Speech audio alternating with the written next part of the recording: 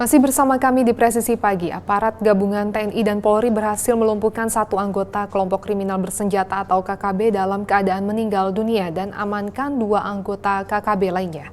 Pihak kepolisian membenarkan ketiga pelaku tersebut yang melakukan aksi penembakan pesawat Wings Air di Bandara DKI, Yahukimo, Papua Pegunungan. Kami dari Satgas Operasi Damai Kartens bergabung dengan rekan-rekan dari Marinir Yon 7 yang saat ini berada di Yahukimo telah melakukan penegakan hukum terhadap kelompok KKB yang diduga pada minggu lalu, yaitu tanggal 17 Februari 2024, yang telah melakukan penembakan terhadap pesawat Wings Air yang akan mendarat di Yahukimo. Lokasi penindakan yaitu di sekitar Kali Brasa, di mana untuk Satgas Damai Kartens dipimpin oleh AKP Budi Basra, sedangkan dari Marinir Yon 7 dipimpin oleh Mayor Marinir Haryono. Terpantau di sekitar Kali Brasa terdapat 10 KKB dengan satu senjata api, dan kami melakukan penegakan hukum dan berhasil melumpuhkan satu KKB. Untuk jenazah sudah berhasil kami angkat. Barang bukti yang kami sita antara lain 2 buah magazen SS1, 74 butir peluru kaliber 5,56, 1 buah handphone merek Nokia, 1 buah tas Noken dengan motif bintang kejora, 1 buah solar cell, perlengkapan mandi, dan barang bukti lainnya.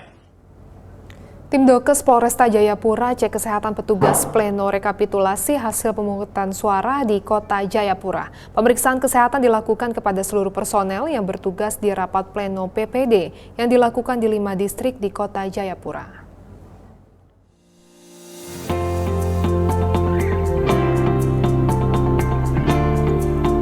Tim Dokes Polresta Jayapura melakukan pemeriksaan kesehatan terhadap personel yang melaksanakan pengamanan rapat pleno rekapitulasi hasil pemungutan suara pemilu 2024 di Kota Jayapura. Tim pemeriksaan kesehatan dipimpin langsung Kasih Dokes Polresta Jayapura Kota, AKP Z Azari, yang didampingi Kasubsi Dokpol Dr. Fitria Nurul Budiati, melakukan pemeriksaan kesehatan personel PAM Pemilu di lokasi pleno PPD Wilayah Distrik Muara Tami, Kota Jayapura. AKP Azari mengatakan tim Dokes Polresta Jayapura hadir guna memastikan kesiapan personel yang melaksanakan pengamanan dalam kondisi fit dan sehat. Dan bila ditemukan ada personel yang kurang sehat, maka akan diambil langkah-langkah berupa pemberian obat atau langsung merujuk personel tersebut untuk pemeriksaan lebih lanjut. AKP Azari juga menambahkan, pemeriksaan kesehatan dilakukan kepada seluruh personel Polresta Jayapura Kota, termasuk personel BKU Primob Nusantara dan Babinsa di setiap lokasi rapat pleno yang ada di 5 distrik di Kota Jayapura.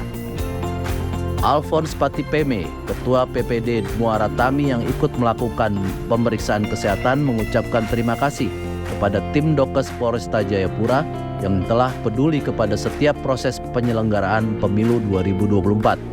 Hingga memastikan kesehatan seluruh petugas yang melakukan rapat pleno rekapitulasi hasil pemungutan suara dalam kondisi fit dan sehat.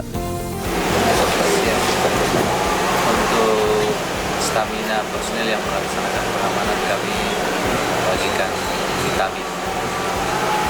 Dari Polresta Jayapura, Papua, melaporkan untuk Polri TV.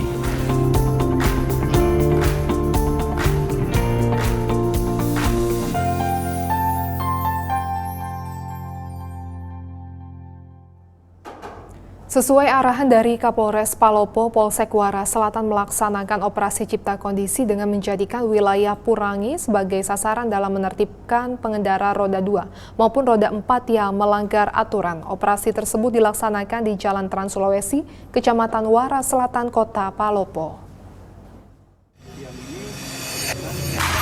Demi menjaga kondisi Kota Palopo yang aman dan damai di bulan politik ini, Polsek Wara Selatan bersama Brimob Polda Sulawesi Selatan melaksanakan operasi cipta kondisi.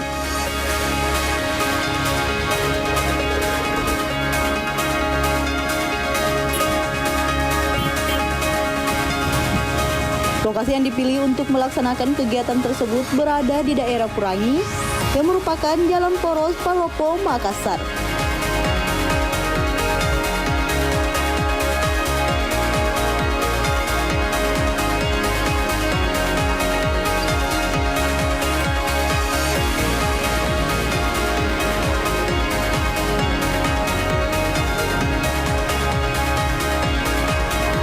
Sejumlah kendaraan pun dihentikan, mulai dari kendaraan roda 2 hingga roda 4.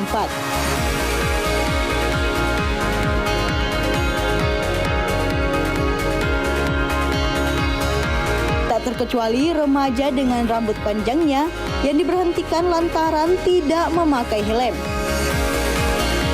Sementara itu, Kapolsek Wara Selatan Ibtu Albert Lamba menjelaskan, jika operasi cipta kondisi tersebut berjalan lancar, di mana sejumlah pengendara telah taat mematuhi aturan. Tidak boleh menangis kalau gondrongnya. Tidak boleh. Ini Pak Polisi ini teman. Apalagi kalau Pak Babin. Pak Babin itu teman. Bukan kau tangkap, ini dia bangkuk ke sementara. Nanti dikasih. Nanti Pak Babin.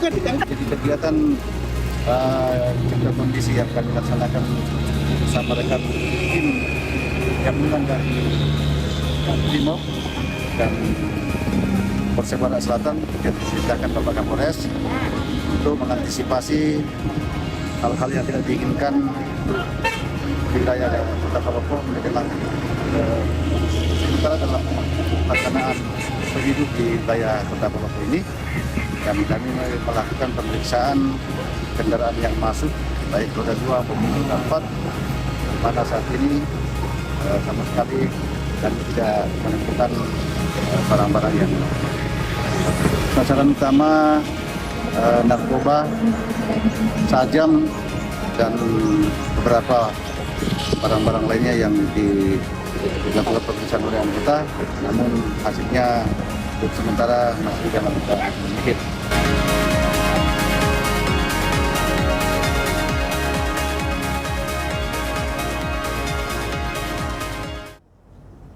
Babin Kamtibmas Polres Kepulauan Yapen Polda Papua bersama warga memanfaatkan lahan kosong membuka lahan kebun untuk ciptakan ketahanan pangan.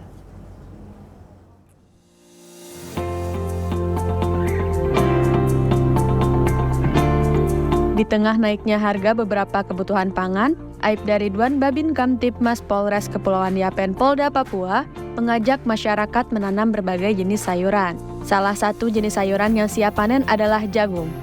Aibda Ridwan bersama Kapolres Kepulauan Yapen Polda Papua melakukan panen jagung di distrik Kosiwo, Kabupaten Kepulauan Yapen. Di Babin Kamtibmas berperan meningkatkan ketahanan pangan agar senantiasa menempatkan lahan-lahan yang kosong untuk meningkatkan ketahanan pangan. Selain dikonsumsi warga, hasil sayuran juga dijual di pasar tradisional untuk menambah penghasilan warga. Tim Humas Polres Kepulauan Yapen Polda Papua melaporkan untuk Polri TV.